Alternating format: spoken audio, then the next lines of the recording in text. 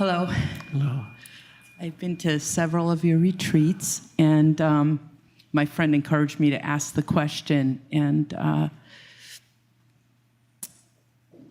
I've been thinking about it, and at one of the last retreat I went to for helping professionals in California, you answered part of the question. You had picked it and answered it, but both of my parents were Holocaust survivors. My mother was liberated from Auschwitz in 1945, and my father from Bergen-Belsen. And I had a brother who died in the Warsaw Ghetto there.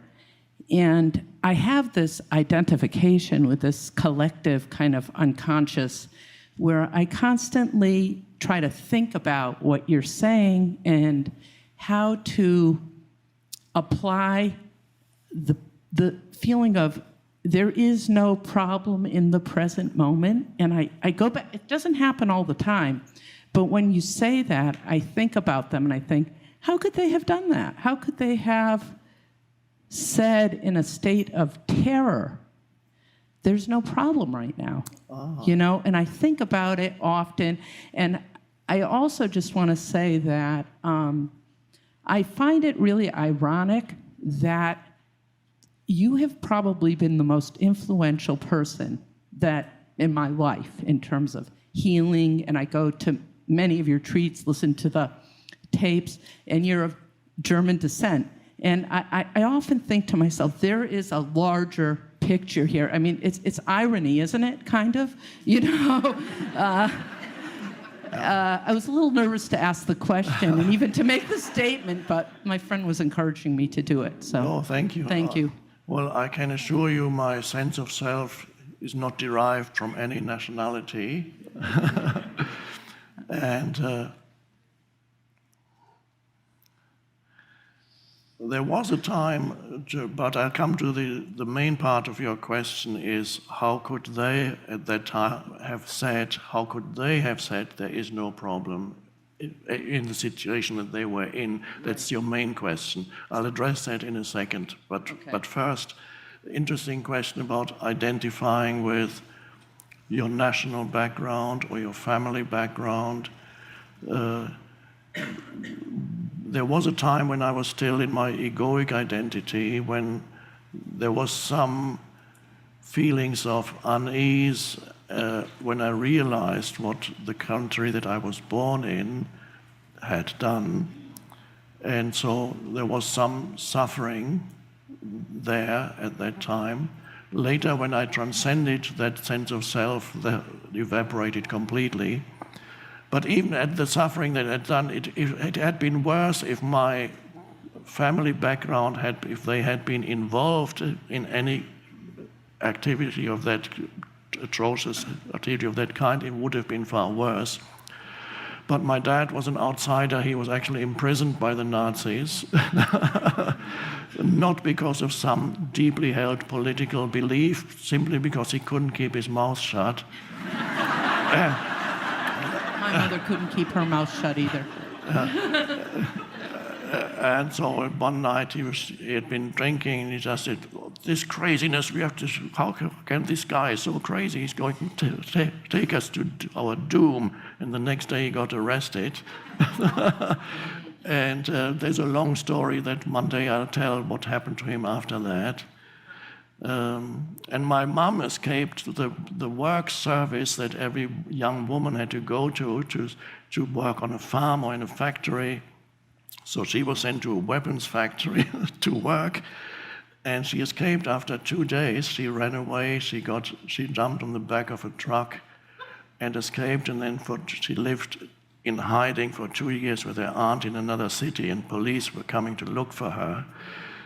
So that's the story of my parents. So that was a little bit of a relief for me at that time, that they had absolutely not only not involvement, they were actually regarded as delinquents.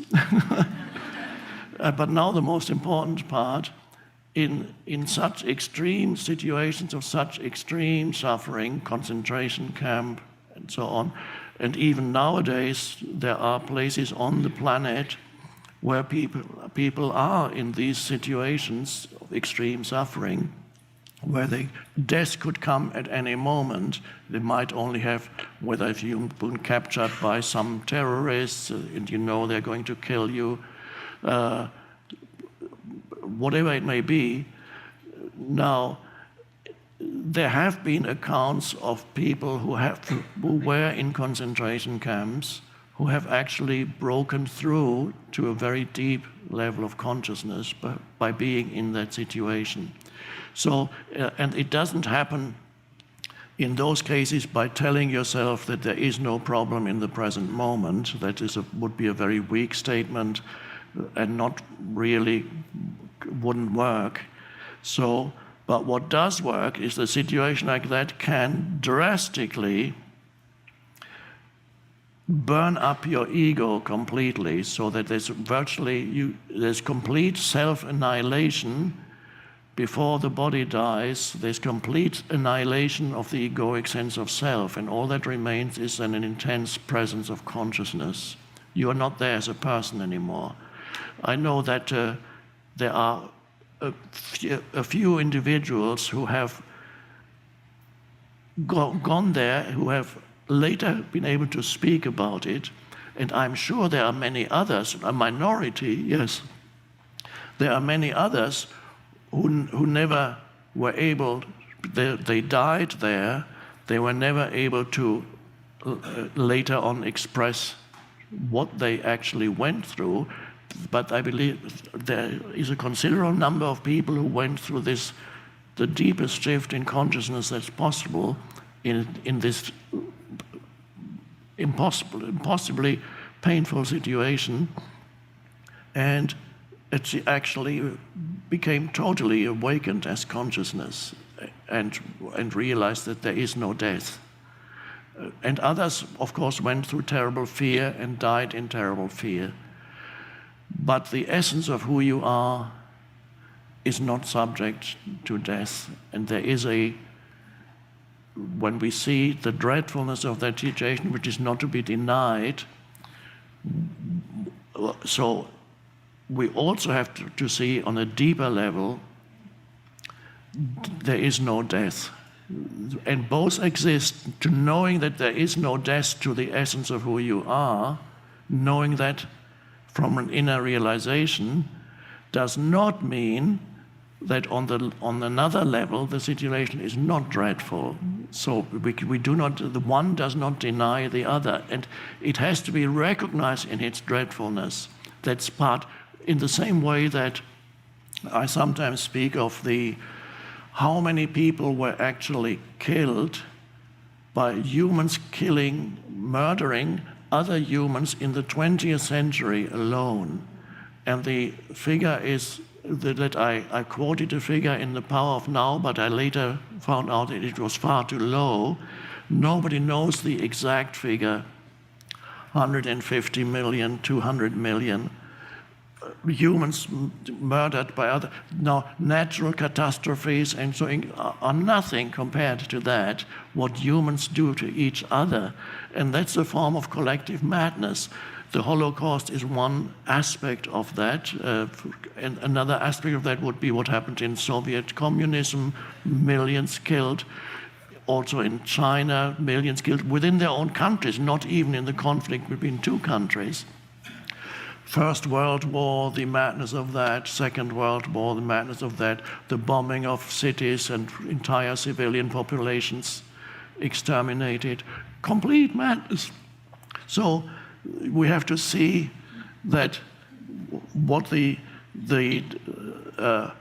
madness that is in ultimately the dysfunctional egoic mind and what it produces, and this is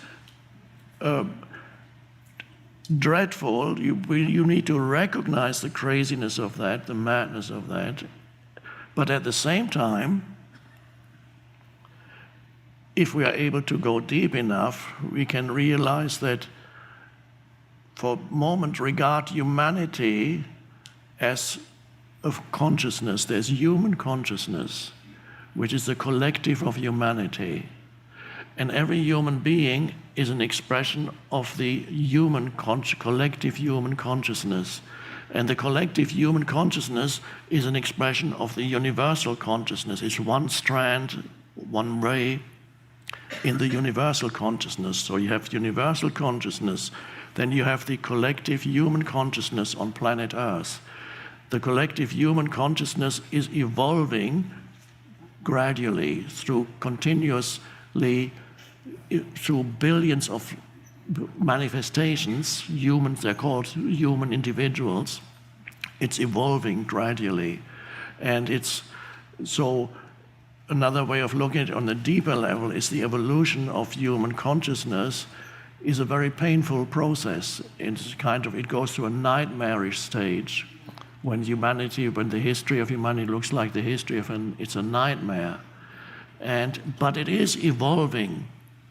So we ourselves are expressions of the evolution of consciousness, and knowing that, we can still recognize the madness of what happened, and to some extent still happening. People often say, by the way, things are getting worse and worse. They say, aren't they getting worse and worse? Well, I say, if you look at the history, just look at the first half of the 20th century, it can't be worse than that. So far, it's definitely not worse than that. But this is a long answer on two levels. No, they would not have said there's no problem in the present moment, but perhaps the situation forced them into a state of consciousness that we call presence, that they didn't have a name for, and eliminated the person completely. That is always the possibility when it happens. So, and then for you, it's important to derive your sense of self from the arising presence in you, not from the historical past, your own historical past, or the historical past of your family, but to acknowledge it, what happened, but not derive your sense of identity from it. That is important. Otherwise, you get trapped in that sense of identity. Thank you very much. Thank you.